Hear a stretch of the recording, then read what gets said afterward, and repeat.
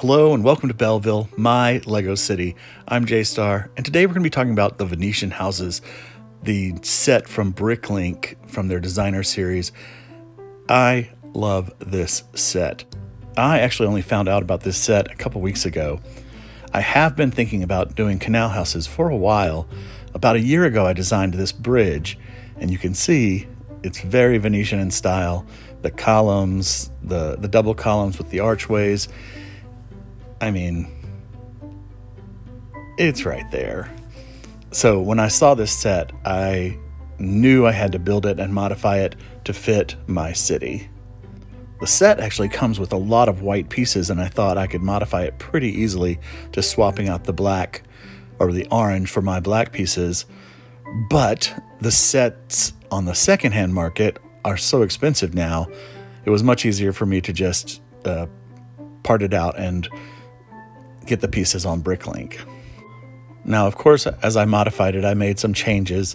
I put the ingot pieces on the smaller of the house for those cornerstones, and at the roof I capped it with those little 1x1 half rounds.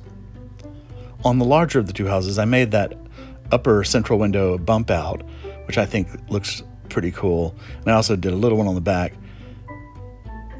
And you can see those 1x2 ingots really giving some definition there, and the 1x2 half rounds across the top. And then on the roof, I just did it all black with those little slopes. I'm considering going back and mixing it up with some flats and angled pieces just to give it some character. And on the back, I made that little window a bump out. And I changed some of the trims. And then I added this triple window over the little canal. And of course, I changed the bridge to be a smoother arch. I did another bump out on this central window. You may have noticed those black masonry 1x2 profile bricks. Of course, Lego doesn't make them in black. They used to not make them in white, but I had found them on AliExpress, and their clutch power was good, and they're just as good quality as Lego. So until Lego makes black ones for me, I'll keep buying them there. Now, I am considering changing the rails to the fancy one. I used the fancy one on my Ponte bridge, but I also like the straight column ones. Comment below which one you think is better. If I should go with the straight columns or the fancy swirly things, or just the regular lattice fences. And I can say I also added these shields to the front. Those are actually from an old castle set I had. I just love this set so much. I just think it is so pretty. Now it's time to put it in the city. Now I've ended up putting it here on the end of my canal.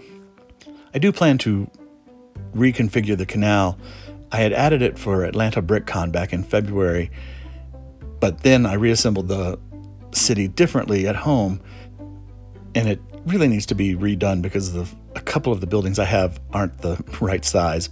But anyway, it looks pretty good.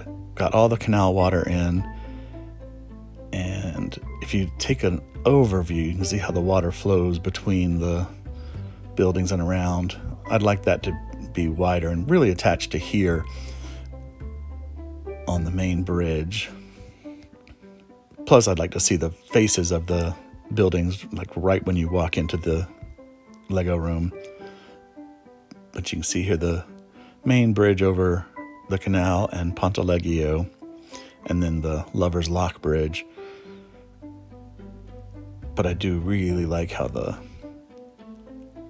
canal has come together. You can see those fancy gate pieces in my Ponte.